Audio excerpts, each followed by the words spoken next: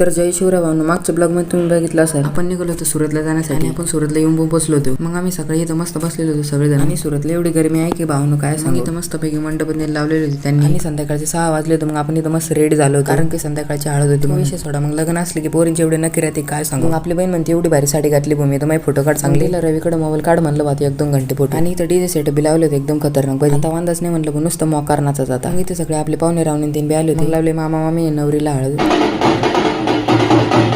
मग इथे नवरीला हळद लावून झाली काढून घे म्हणलं आता आपण मस्त यांच्यासोबत फोटो. आपण बी तर मस्त पैकी फोटो काढून घेतले त्यांच्यासोबत. सगळे फोटो बिटून ते काढून झाले होते. आता बसले होते जेवण करण्यासाठी पंक्ती. मग आपण बी करून घेऊ म्हणलं दुसऱ्या पंक्तीत जेवण. सगळ्यांचे जेवण बिवण करून झाले होते आणि आता भेटले सगळेजण नाचण्यासाठी.